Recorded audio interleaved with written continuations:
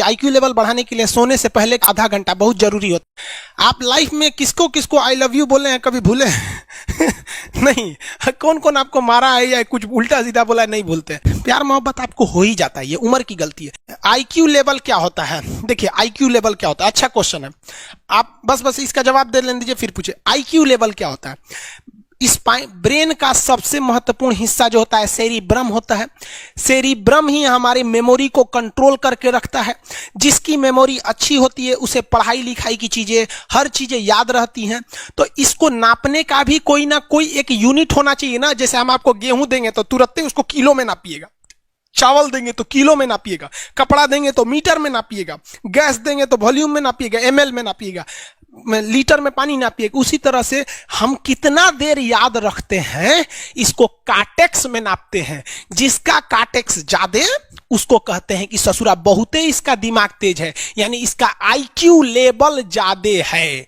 और जिसका काटेक्स यानी याद रखने की क्षमता कम है उसे कहते हैं कि इसका काटेक्स कम है, यानी आईक्यू लेवल इसका कम है। समझ में आ गया कि नहीं आ गया? किसी को दिक्कत? अब हम आपको एग्जांपल देते हैं।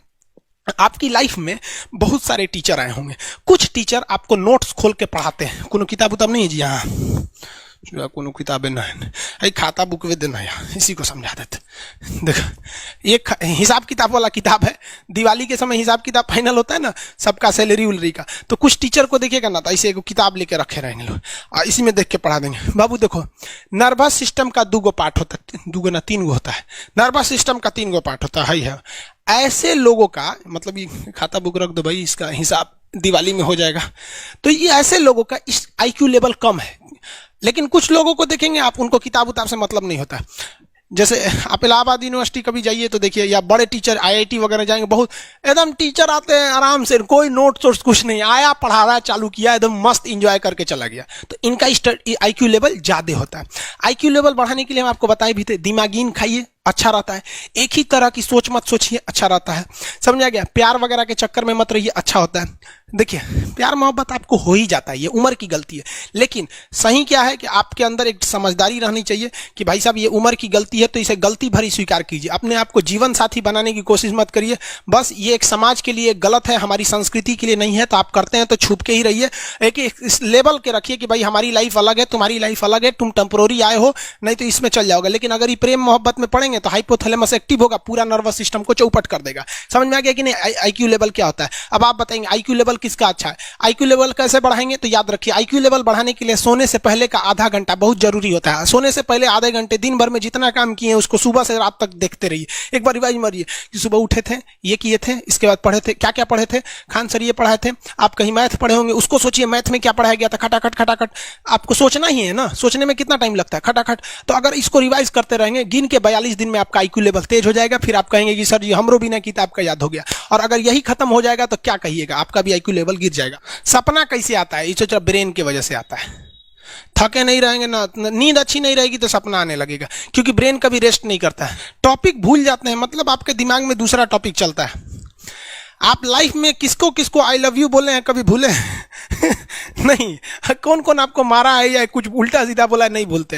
रीजन क्या? आप कितनी बार किसी चीज को रिवाइज मारते हैं। 21 दिन के अंदर अगर आपका दिमाग कभी किसी चीज को रिवाइज मार दिया ना तो फिर वो भूलने नहीं देगा अगले 2 महीने तक। यानी हर 21 दिन पे उसको रिवाइज मारते रहिए, मारते रहिए, मारते। और अगर हर 7 दिन पे मारेंगे ना तो वो एकदम फिक्स हो जाएगा, एकदम फिक्स हो जाएगा।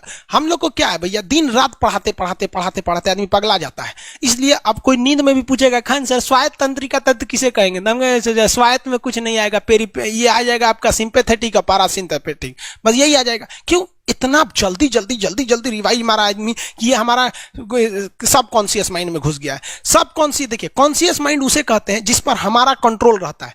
जैसे हमसे कोई पूछेगा कि आप भी अगर पूछेंगे कि खान सर जो 1 हफ्ता क्लास नहीं लिए थे कहाँ थे, तो हम सोचने लगेंगे ये स्टूडेंट है, इससे हर बात क्या बताएगा आदमी कि किस डॉक्टर के पास थे, कहाँ गए थे। नॉर्मल बोल देंगे बाबू थोड़ा सा मेडिकल हेल्थ इशू था इसलिए चले गए। लेकिन अगर मम्मी पापा पूछेंगे तो उनसे हर चीज बताएंगे।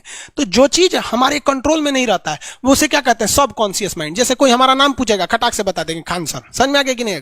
ओरिजिनल नाम तो आपको भी नहीं बताते हम लोग यहाँ पे। तो सब कॉन्शियस माइंड में घुसा दीजिए जो चीज। जैसे आप स्टेशन पे उतरिए या बस स्टैंड पे उतरिए, अपने घर जाने के लिए कभी रास्ता याद किए हैं? हाँ, इसके बाद दाहिने मुड़ना है, बाएं मुड़ना, आप फोन पे बतियाते भी चले जाते हैं।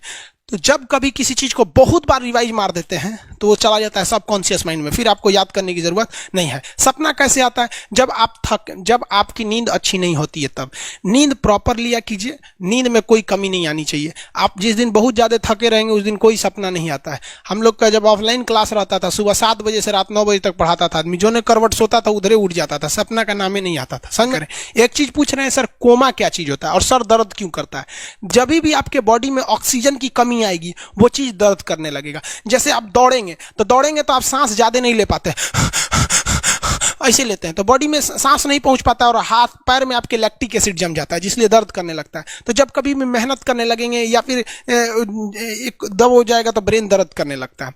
दूसरा, कोमा क्या होता है? ब्रेन हमेशा वर्किंग करते रहता है। अगर वो रेस्ट में चला गया तो उसी को कोमा कहते हैं। अब परमानेंटली रेस्ट में चला गया तो मरिए जाएंगे।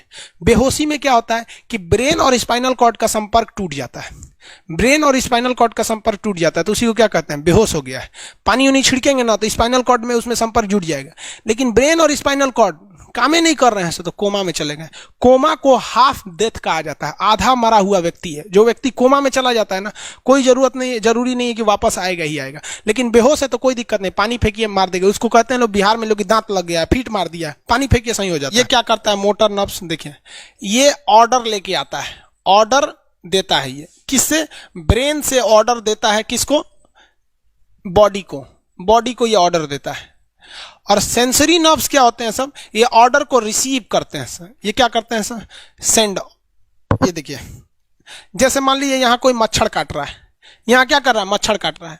तो सोच रहा, ब्रेन को कैसे पता चलेगा मच्छर काट रहा है? या पिछवा मच्छर काटता है तो बिना देख ले आप जान जाते हैं मच्छर काट रहा है। जैसे पढ़ रहे हैं, अचानक से इसे मारते हैं, देखने गए थे मच्छर है, लेकिन आप जान जाते हैं, सोच रहे मच्छरवे काट रहा है। कहीं नहीं कहते हैं कि सांप काट रहा है क्या, नहीं, क्योंकि ये सेंसरी नर्व है, ये सेंस करने का काम करता है।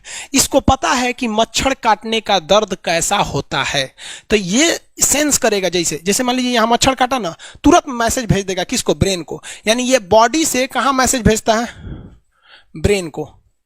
ब्रेन को कहता है। बॉडी से किसको भेजेगा? ब्रेन को, कि देखिए तो कौन चीज चुभ रहा है। तो ब्रेनवा का जो सेरिब्रम है वो करा तो याद है कि मच्छर चुभ रहा है, तो ब्रेन को पता चलेगा सोचा मच्छर चुभ रहा है, तो ब्रेन ऑर्डर देगा किससे? मोटर नर्व से। ब्रेन किसको ऑर्डर देगा? बॉडी को। हाथ को कहेगा मार तो जैसे इधर से मच्छर काटा, सेंस करेगा सेंसरी नर्व्स, सेंस करेगा सेंसरी नर्व, तुरंत मैसेज भेजेगा ब्रेन को। अब ब्रेन कहेगा, ऑर्डर देगा हाथ को मार तो, देखेंगे तो मर जाएगा। यहाँ मारेंगे क्योंकि दूध तरीके मच्छरवा का यहाँ फोटोकॉपी हो गया, मच्छरवा कहाँ गया, तो आदमी खोजता है कहाँ गया, अब फिर मार देता है, ससुरा काट रहा था हमको यहाँ पर। समझ में आ गया? यही दोनों मेन होते हैं, ये मेन होते हैं सब। समझ में आ गया? जैसे सीधी सी बात, मान लीजिए आपको कोई पीछे से ऐसे मार दिया, तुरंत सेंस ऑर्गन कहेगा, सेंस करेगा, सेंसरी क्या करेगा? सेंस करेगा, कहेगा कौन मारा है, तो ब्रेन पीछे देखेगा, कहेगा अरे यार तुम है, इधर आ। समझ गया? और वही पता चला कोनो जान पहचान का नहीं है, तुरंत ब्रेन ऑर्डर देगा किससे? मोटर नर्व से। जो हम जानते भी नहीं, एक तमाचा धो देंगे उसको, काहे मारा रे। समझ में आ गया कि नहीं आ गया? किसी को दिक्कत?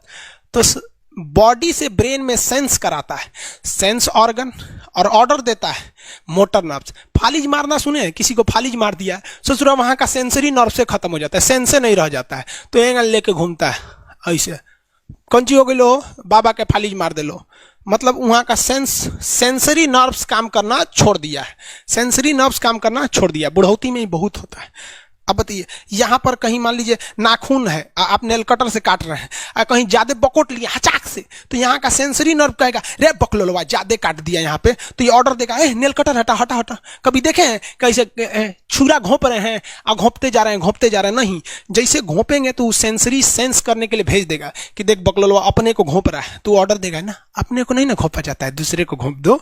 समझ में आ गया? किसी को दिक्कत? ये क्या करता है? Brain to body motor nerves, brain to body motor nerve, sense करेगा, सेंसरी किसको भेजेगा? ब्रेन को। समझ में आ गया कि नहीं? ऐसे सुना मिक्स नर्व्स तो दोनों काम करता है।